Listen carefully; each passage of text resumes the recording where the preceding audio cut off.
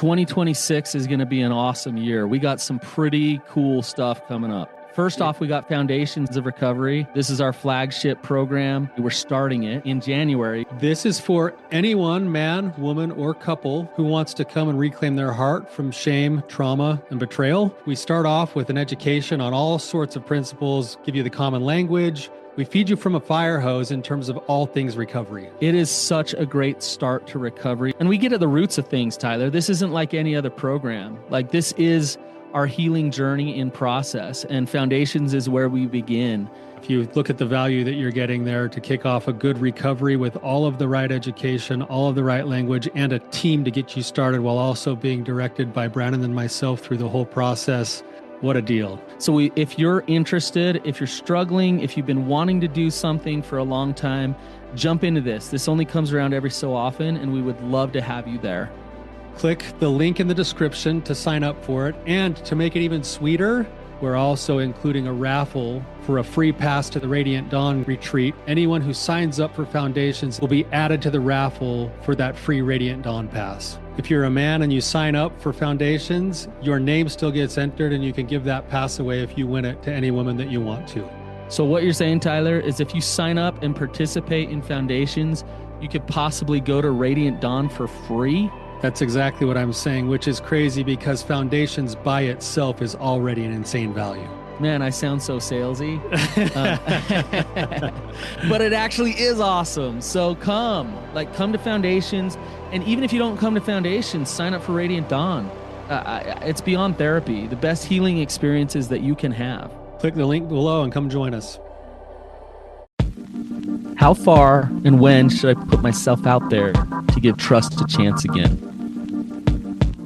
Welcome to the Therapy Brothers podcast. I'm Brannon. I'm Tyler. We're brothers. We're therapists. And we know recovery. Bring your stories, your questions, your successes with real recovery.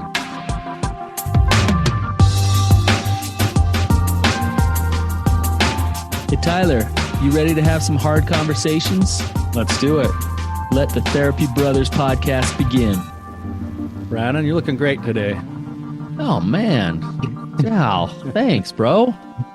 Those flowing locks are just like, man, they're really nice today, man. Hey, you got like the long arms. You got the like really sharp mind. You got like all of the good stuff. All I got was the hair. I wouldn't go that far. Like Dad put all his genes, all his good genes, like into the first one. Like, but here you go, and then like he saved the hair for me. Well, you're capitalizing on that for sure. Well, hey, I gotta use the one thing I got, you know. Yeah. So, anyways, so we have coming pretty quickly, Tyler. It's crazy. The new year comes, and like it just like quickly the year starts going by, and one of the things kind of around the corner here, but not too far, is Radiant Dawn. I mean, it's going to be here quickly. Yeah, it's moving up on us quickly. By the time this episode launches, we'll probably be within just a couple of months of it. And it's basically our premier thing that we like to put on. We do a men's retreat and a women's retreat every year, and this is the women's retreat. And it's awesome. Yeah, and we like to not say too much about what it is because we want people to come somewhat ready and open and vulnerable. But I'll say this: no one's ever died at it. It's actually a lot of fun. You end up with a lot of good friends. You end up with a lot of good experiences, education, and I think just groundbreaking soul work that really shifts you. So it's something that is absolutely worth coming to. If you're considering it, you're just on the fence, then sign up. Let's do it. Yep. Go to radiantdawn.org, take a look at it, get your pass. We would love to see you there. Brannon and I are there. We run all of the curriculum there, and we would love to see you. Yep. All right. So let's get into this episode with Jennifer. Jennifer, welcome back. Thank you. We were just saying we forget what number the episode is that you were on, but we'll put in the show notes your first episode when you came on. Um, if you could just kind of fill us in and tell us what's going on now, and just kind of give us the context of what's going on in your life. Brannon, really quickly, it was episode number 260. Good job, Tyler. Yeah. Nice work. Okay. So since the last episode, um, not a lot really has changed.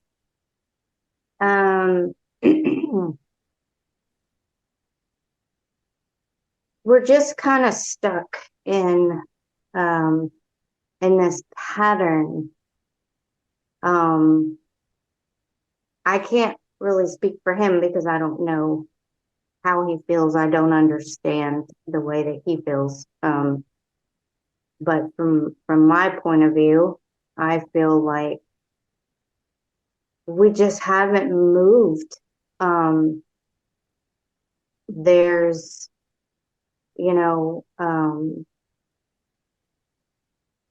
when we first kind of got into this recovery 4 years ago, there were certain things that I needed that didn't really happen. That he fought really hard to not have to do certain things. And and these were just things that I felt were important. And, I would ask the girls in my group, hey, is this okay to ask? And I would just kind of follow their advice. And so, we're at 4 years now. And as I look back and I see all of the pushback and the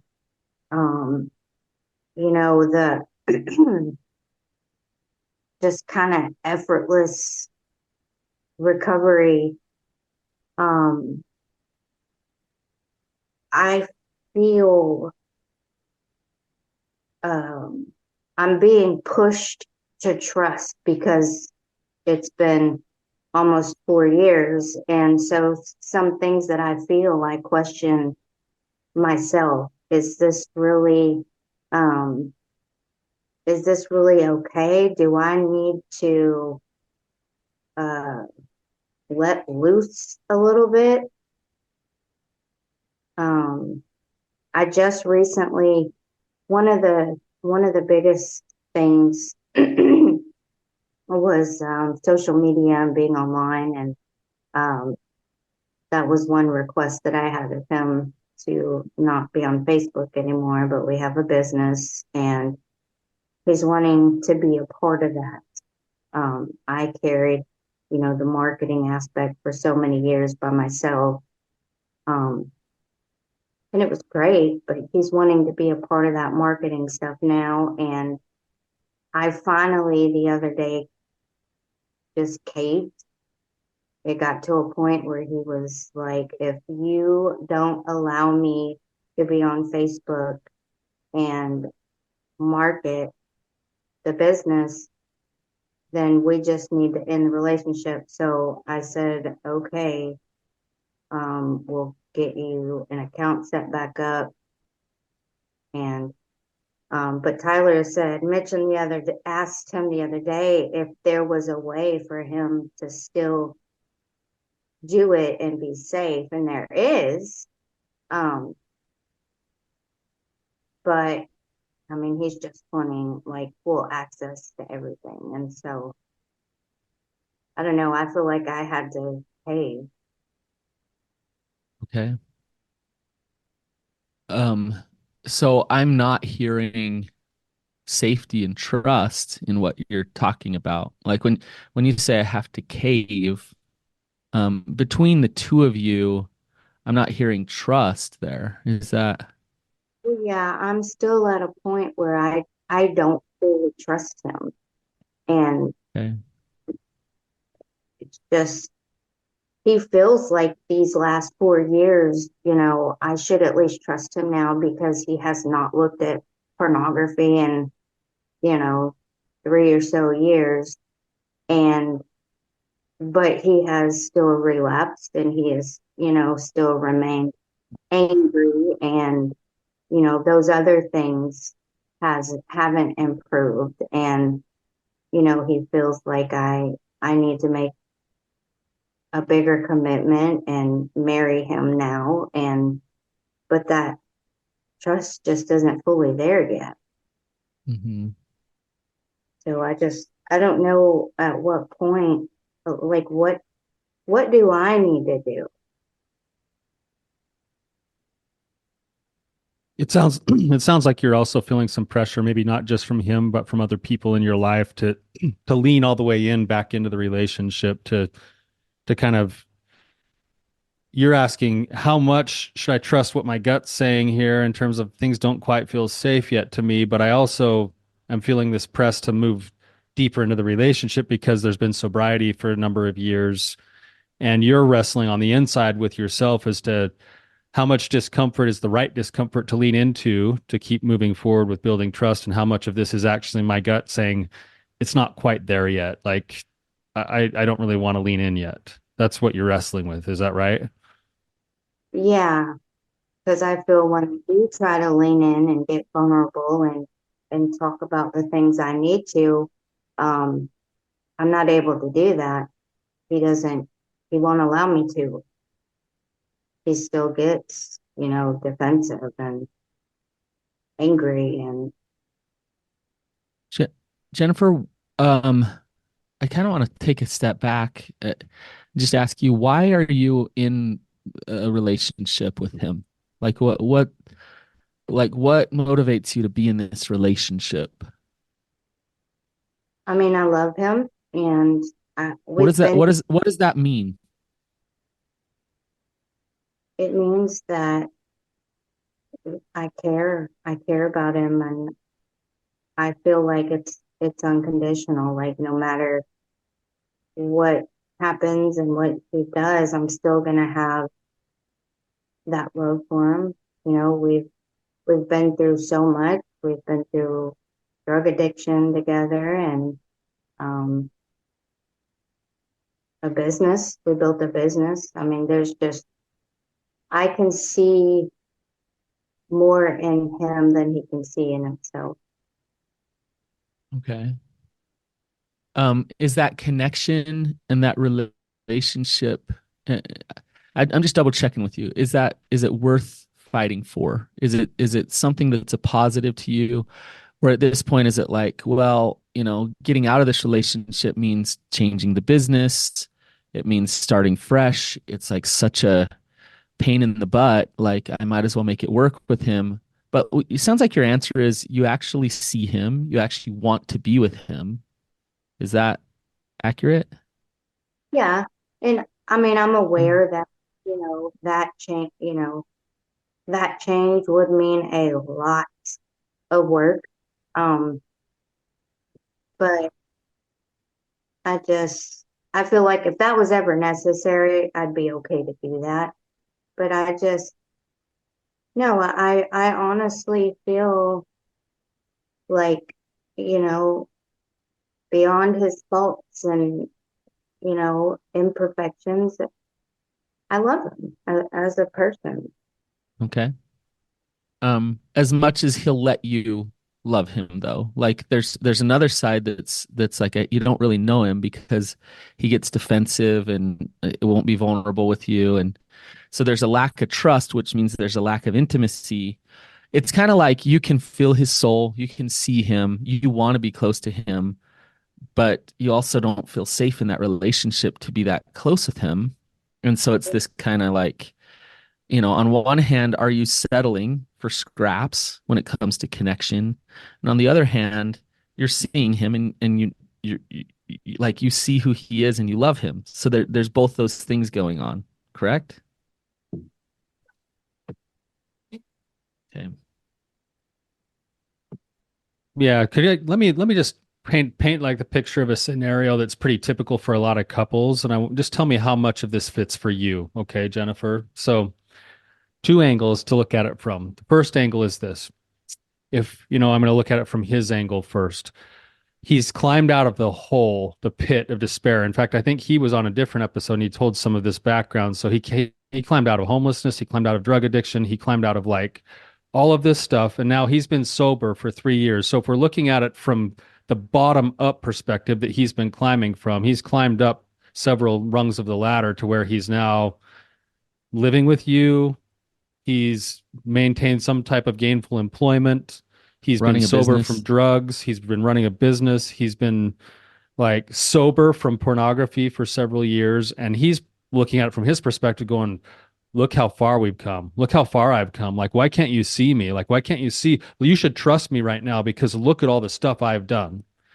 Meanwhile, you're over here looking at it from a different angle, from the top down, and going, dude, the ladder has like 12 rungs on it. You've climbed 3.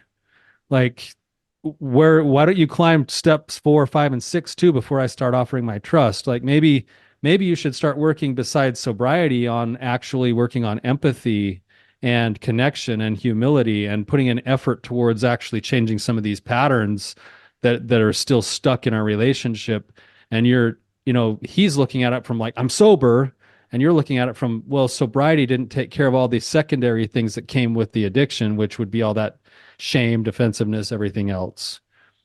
And so you're going, I don't know if I can fully trust yet because it feels like I'm living with a dry drunk, so to speak. And he's going, man, you never get off my back. Like, why can't you see me?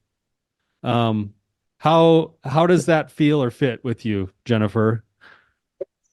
It's exactly right. I always think about, he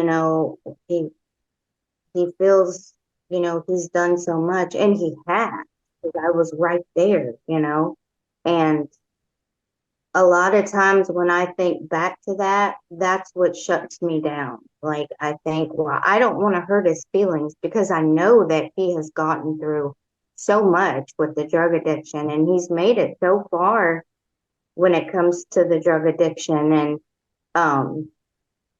so I always start to feel bad when I ask him for things, or I say, hey, I'm not ready to get married yet, or I'm sorry, but I don't fully trust you.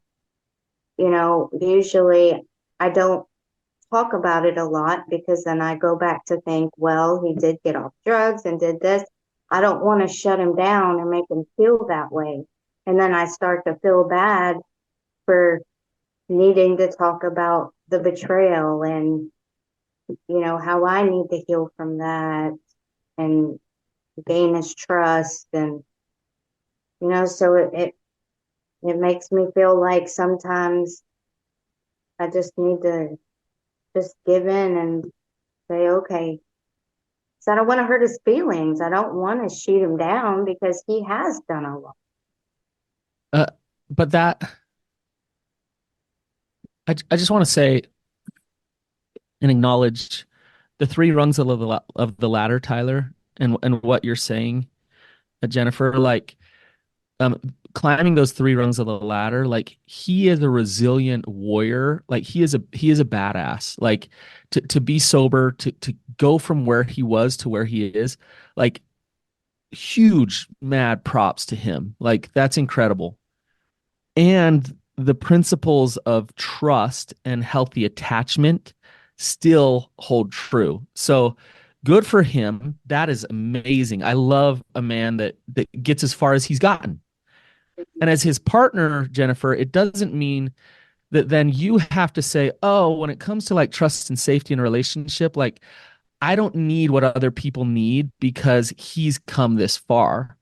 And if we talk about what those principles of trust are, and if we really break them down, which we can right now, you might look at it and say, yeah, like there is a level, he can still level up. The good news is he knows how to do some excruciating work. The good news is he knows how to shift. He knows how to change. And if he listens to this, I'm going to say this, he may have done the easy part. That's Do probably you know what what's, I it mean? might be scary for him, actually. Yeah. If addiction is an attachment disorder and we start saying, okay, getting sober and feeling your feelings and dealing with your emotions and knowing yourself, like, yeah, that's hard. But now let's talk about really being vulnerable in a relationship. Yeah. Let's talk about really being honest in a relationship and empathetic and those type of things, which then will push him even further to deal with some demons, fears of rejection and abandonment and some of his trauma, right? And that's what you kind of represent. So if I can keep you at a distance with some of these things, and Jennifer will still love me, but I can keep her at this distance, then you get put in this position that you're in your relationship, and you're saying, "Hey, I want more. I think I don't." You're also saying, Jennifer, I don't know if my wounds and my stuff wants more. And I want to look at myself and say, how much do I create this distance? And then we also want to look at him and say, how much is he kind of keeping you at an arm's length, right? Yeah. We got into a hair argument the other night, and one of the things that he said, he still is an escaper on his phone, and that's um he says, he feels he should be able to escape when he needs to, because that's the only way he knows how to deal with things. And so um he said that his anger and escapism should have nothing to do with his porn addiction or trust. And I feel like it all has everything to do with everything. And so, all we do is just argue about it. And we just get stuck. What are you arguing about, Jennifer? Like, what are you like? You're in there saying you shouldn't be on your phone. Well, I tell him what I usually say is, 4 years ago, he made a promise to me that just, he would slow down his phone usage, because to me, it feels like he's still looking at porn. But now it's just music videos and for sale, things for sale. And, and he doesn't understand that. He doesn't see the correlation between the two.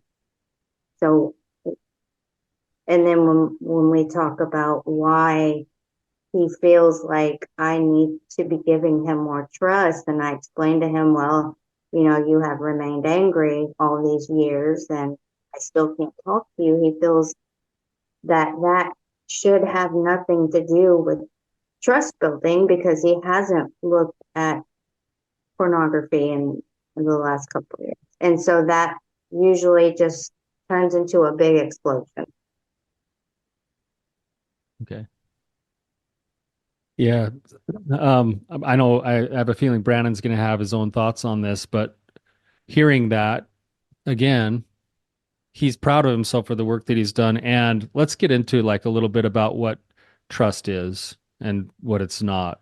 Um, my take on trust is that trust is an ongoing thing that gets nurtured and nourished, and it includes certain principles.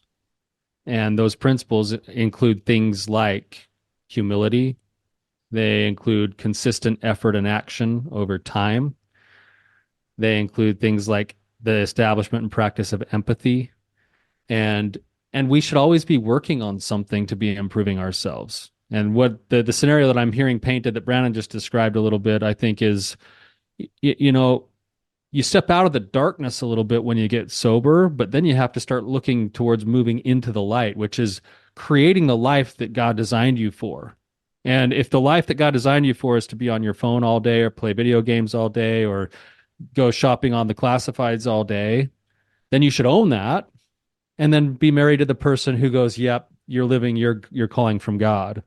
But if that's not your calling, then you need to take a look at those things and you approach those things the same way that you just approached the other addictions. and you say, you know what, I'm going to have some bottom lines around this, and I'm going to hold myself accountable, and I'm going to be changing a few things at a time, maybe not all at once, but I'm going to be committed to something, and you're going to be able to see my effort, and you're going to see the fact that I'm stepping into my manhood now rather than just having gotten sober. And if you see those efforts, then that builds trust. There's something proactive about the building of trust rather than just the avoiding of the negative behavior. So I don't know if that makes sense or not. It does. Well, we got to be careful because to me, what's underneath those efforts? Like that's what we really need to look at. Like, because you can't mix codependency with trust building. So I'm and Mr. Nice Guy. So I might be looking really good by doing all the things, and I'm actually destroying trust in a relationship. But like it has to start with genuine, like authenticity. Like it has to start there, and then everything else. So Tyler, coming back to your example about looking at the classifieds all day or playing games on your phone or whatever. Um, if that's your purpose, then own that. Well, Yes. we need to ask where does the answer of that being your purpose come from? Does that come from your wife telling you that that's okay to do? So now it's, yeah, that's my purpose because she said I can. Does it come from like, I just want to kind of get through life and numb it out. And so I can escape. So that feels good to me. So I'm just going to do that because it feels good. Like, or does it come from somewhere else? And when it does, like Tyler, what do you think? Yeah, that's exactly where I think you're going, Brannon, is a man who's actually in real recovery is in an ongoing internal wrestle with himself and his higher power to uncover the truth about who he is.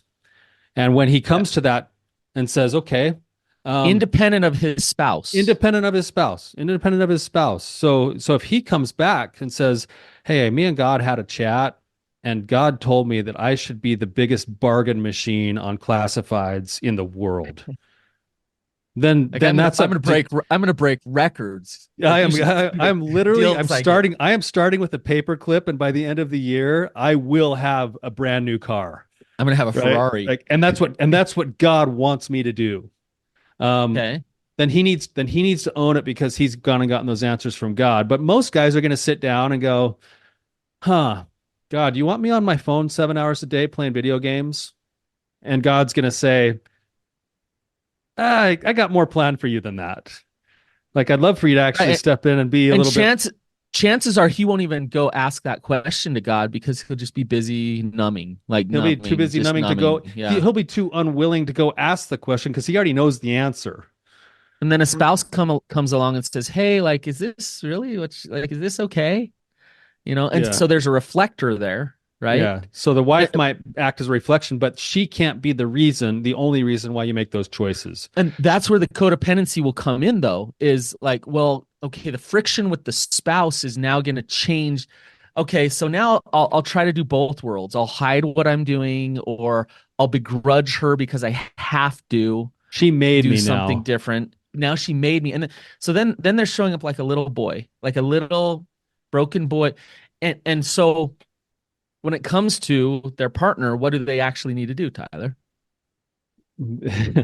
They need to be willing to submit themselves to that internal wrestle and then come back and share their intentions with what they're going to be doing to move forward with their life. And then the partner can say, that works for me, that or that doesn't, because this is who I am. Yeah, And then two people can come with the I am this, I am this. Do we overlap? Yes. Great. We're going to have an awesome relationship. No, dang it, but at least we know. That's yeah. the work. Too often we believe trust is built on a couple of things that drives me nuts, and one of these things is a good thing. One of these things is not. Sobriety. So like him coming around being like, "Hey, Jennifer, I've been sober. Like, come on now, trust me." That has nothing to do with trust building, believe it or not. And No. then the other thing that they think builds trust is compliance. Okay, you tell me what to do, and so I'll be a good boy and I'll try to do it. That actually destroys trust. Yeah. It's counterproductive to the trust building process, Yeah. right?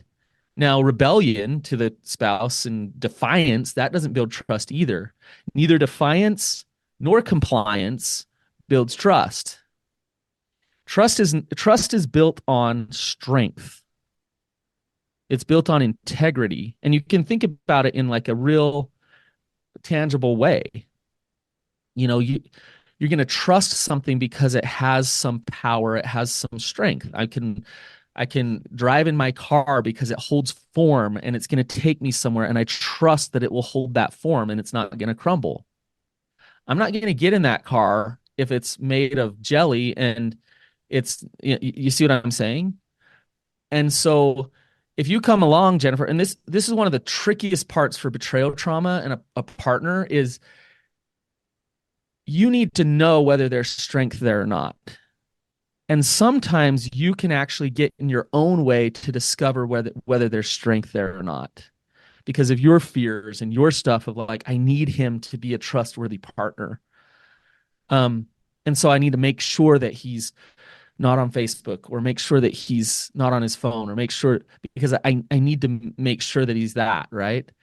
And so then when he doesn't get on Facebook and then, hates you for it, Right. but then he throws in There's your no face that trust. he's not on Facebook, like we're not building trust at all here. Yeah. That's how it's been.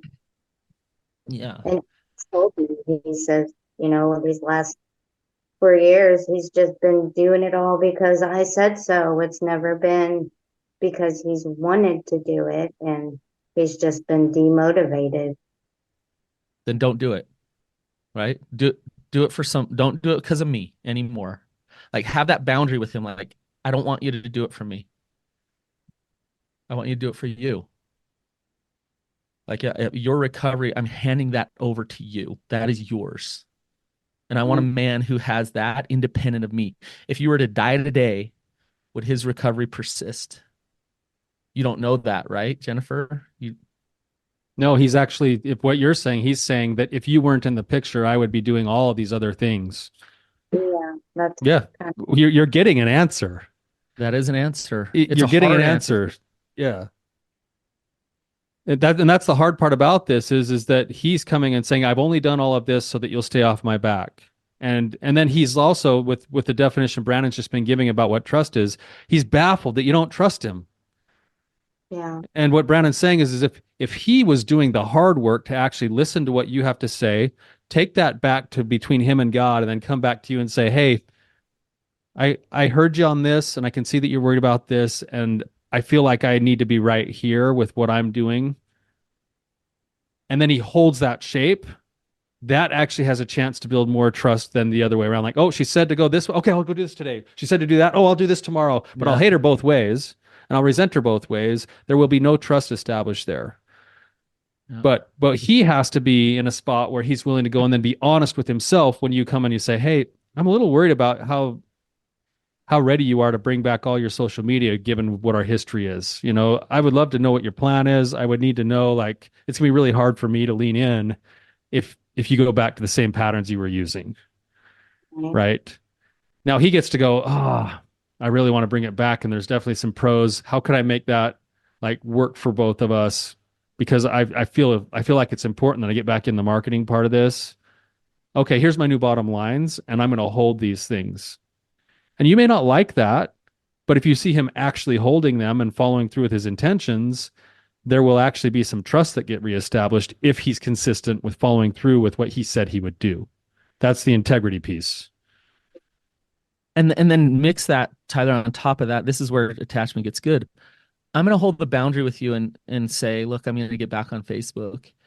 And then like a man who can really build trust and is in recovery can really empathize with how scary that is for you. Like, I want to step into how scary that is for you because I know you're not going to control me by your pain and how you feel. Like, I'm going to actually sit in it with you.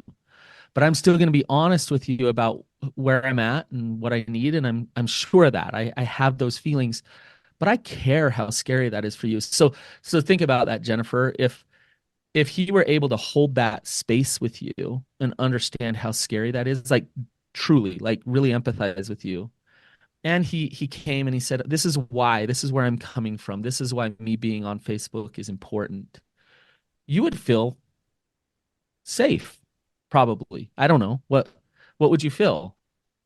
Would feel safer for Safer. sure. Yeah. It would still be scary. Huh. Right. But if you Yeah, if you mix, okay, I'll comply, or F you, I'm doing this whether you like it or not. Yeah, no And then empathy. I'm not gonna connect to your feelings around this at all, then you're feeling less safe as a result of this thing. right. That's what it is. So the So it's missing piece here. Oh, go ahead, Tyler. go ahead, Brandon. Well, the missing piece here is him knowing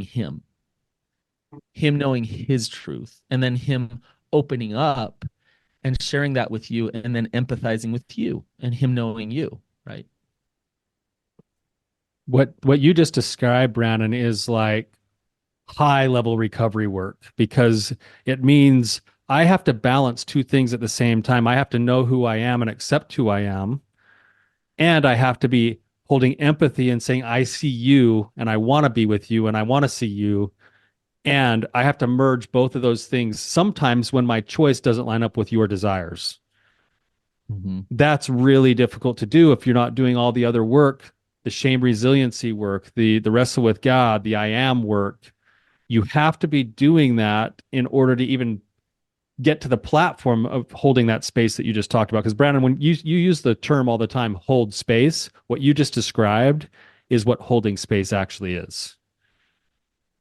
There's a correlation between how much codependency I have, or in other words, how much I'm using my partner, and my undealt with trauma wounds. Um, so there's a correlation. So when when you see it a lot, that means there's still some wounds there that need to be dealt with in understanding who somebody really truly is. So it's a good it's a good way to look and say, okay, I still have some work to do here because I'm still using Jennifer, or I'm still using my spouse or whatever for my okayness. And so now I want to go back to that in therapy, in my own personal work with God, and look at this and say, okay, what do I need to know? What do I need to heal? What do I need to let go of? Um, I want to back up just a little, Jennifer. I feel like we're kind of just like, boom, we're really going far fast here. Um, where does this leave you? As we're talking, for you, like, what's your next step? Like, where do you go from here, right?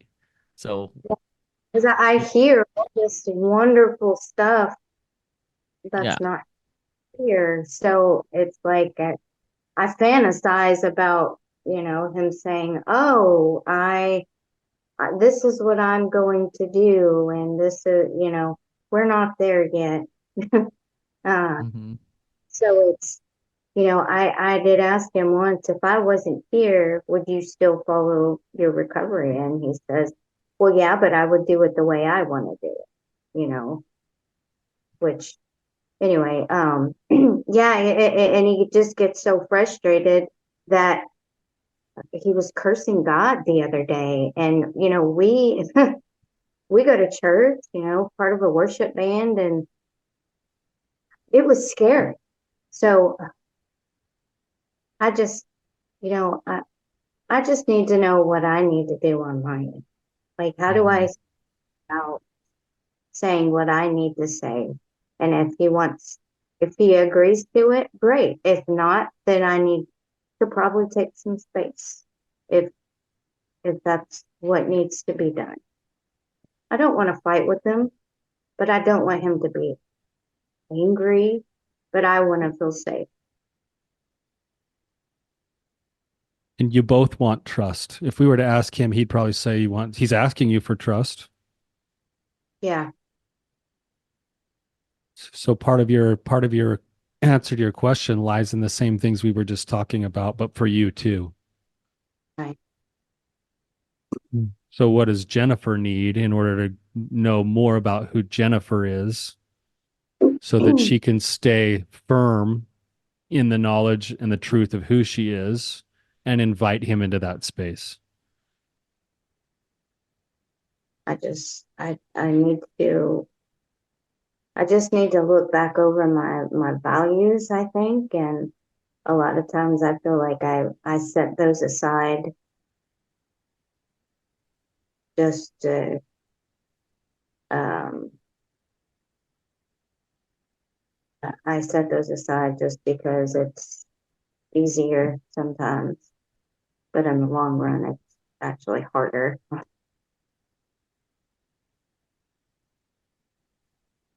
I feel like I Actually, need oh, go ahead, personal. Jennifer. I just said I feel like I need to do deeper work on my end. Mhm. Yeah, that's what I was gonna ask you. It's like, in what ways, we are talking about him and him being codependent. In what ways are you using him and the relationship for your okayness? And a lot of, like, if you want to know whether he's going to choose you over the addiction, you don't do that through force and like making him choose you. You want to back off and see. Yeah, And when he says, I want to work recovery, but I want to do it my way, then you back out and you say, okay, like, I'm going to detangle myself from this. Like, I'm not going to be in everything. I want you to come and choose me. I don't want to grab you and force you to me. Um, right. and you can see how hard that can be for you, because in that moment, when he has his ups and downs and he's trying to figure out how to do that, you're going to have to deal with your own fears and your own stuff that says, okay, I don't like, he might abandon What if he me. He doesn't might choose reject me? me. Yeah. Yeah, Yeah. It's scary. It's scary to be boundaried there. Um, but if you believe that you're worth being loved and you know that, then if he doesn't choose you, it'll be so painful, and you'll know, like, I'm okay. Like, I'm still okay. Um, and so when you have that strength, then you can be that boundary with him and give his recovery back to him. So you're absolutely right, Jennifer, for you to look at and say, okay, what deeper work do I need to do so that I can disconnect from the unhealthy attachment that we've created in this relationship, and then allow a process of actual trust building and healing to start to take place. It's yeah, almost more about what you stop doing at this point than what you should do, right? And then start the process from there. The doing, all of the doing, I think, Brannon, that would be warranted is internal doing, not relational doing right now. Mm-hmm. And then the rest of it is actually surrendering and giving that space to see if he wants to step into that space with you, rather than, because right now you're in the game of like, you chase him and then he fights you and pushes against you and then has a justification for why he runs away from you all the time. What if you just held your own space? And part of how you do that is by doing your internal work. Part of by doing that is actually, I love what you said about your values, getting clear on your values and not compromising on the values themselves anymore. So you can right, still see him. You have a value of loving him. You have a value of seeing him. You have a value of wanting to see the good in him. Keep doing that, but don't sacrifice the value of also being seen, of feeling safe, of, being heard or listened to. Don't compromise on those things, which means you can still have a voice in the relationship. You're just not going to control him anymore. You're going to control your response when he does or he doesn't come towards your values. Mm-hmm. yeah. Because sometimes I struggle inside. I think to myself, okay, is this really a value or am I being selfish? And do I need to give 50%? And he get 50%. Sometimes I can't distinguish if it's something that I truly need or am I being selfish? Am I able to let go a little bit? And so that's when I start questioning myself and feel crazy. Mm-hmm. I think to differentiate between, is this my intuition? Do I feel peace about this? Do I feel power? Do I feel confidence? Or is this my fear? Like, is this a Yeah. fear response Is this pushing me into, compulsive or has this got peace behind it? yeah. Yeah. And that, yeah, to you really trust yourself more. Like, do that work to say, I'm okay to step in to do this, or I really need to back off. I'm self-aware, and this is something I'm going to detach from.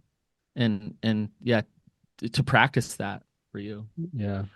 Can I give a quick little story analogy? I was skiing over the weekend, and we were at the top of the mountain, and I've skied with my kids for a little while, but I'm a protective dad. Like I don't want my kids to get hurt or fall or whatever. So like I'll ski usually behind them just in case they fall. I can be right there. And we're skiing and my kids are getting to the point where they're getting pretty good, and they're like, "Hey dad, like," and we were at a place where there's a lot of black diamonds and stuff, and they're like, "Hey dad, just like let's just go explore. Like we'll go down these black diamonds over here, meet us at the bottom of the mountain." And I'm like, well, yeah, I could just, I'll follow, like I'll just go where you go, like, and they're like, no, no, like just go that way and we'll go this way, meet us at the bottom of the mountain. And so I do. And I'm thinking like, God, what if they like, fall down a mountain, break a leg, like whatever. Anyways, to make the long story short, I get down, we split up. I get down to the bottom of the mountain, and my kids are waiting there for me at the lift, like, "Hey, Dad, where you been?" um, and you can kind of see where I'm going here. Like, I had to let them go, and then it was so much more comfortable for me to trust, like, hey, they're good enough. Like, they know what they're doing. Like, they're getting pretty much better than me when it comes to skiing. So like, here I am freaking out, and they're like, they're fine. And it doesn't mean that they couldn't fall. It doesn't mean that bad things couldn't happen to them. Um, but me hovering over them isn't necessarily totally making sure that they don't fall. Right. Right. And so it's that same kind of vulnerable principle that we have, that has to happen in order for us to know whether or not we're safe in those relationships. Right. And it's hard, Jennifer, but you're strong enough to do it. Yeah, I think so. I do too. So one last suggestion, I know we're just about out of time, is that as you're doing your work, I like what you said, do your own internal work, work on letting go of controlling his behaviors, but still have a voice. So have a voice and then follow through on your values rather than having a voice and making him do something else. Have a voice, have an opinion. This is scary for me. I'm probably not going to be able to connect real well. Well, you don't trust me and I've been sober for 4 years. Yep, I know that's where we're at right now. I'm being honest with you. Do your thing. Let me know. Go wrestle with God. And the fact that he was cursing God the other day is a great sign. That's a Yeah. great sign. They're part of the Jennifer. wrestle. He's wrestling. He's gotten, the more you let go, the only place he has left to turn is within and with his wrestle with the higher power. And if he's doing that, he's going to curse God because he knows some of the answers are going to require some really hard work. Yeah. And that's okay. Let that wrestle happen. That's all right. He needs to come to himself. So you can get out of the way and let him come to himself, even if that means he falls a few times on that black diamond. It's going to be okay. So thank you. It's a good topic today, Jennifer. Hopefully you got some value by coming on today. I did. Thank you. Jennifer, take one step at a time. Okay. So like what I'd suggest is go work this out with a therapist or a group member where it's like, hey, like I realize like the systems that we have with rebuilding trust isn't working. What's the first thing that I need to do? And it might be, I just need to strengthen up my dailies, really feel good about where I'm at. Or I need to connect more with God, make some space, and just, or whatever it is. Like here's my first step. And then here's my bottom lines or my boundaries that I'm not going to step into with him. And then here's my truths and my values that I want to live. And so you take one step at a time. Okay. All right, Jennifer, thank you. Thank y'all. Thank Have you, a good day. Jennifer. You too. Thank you. We'll see you.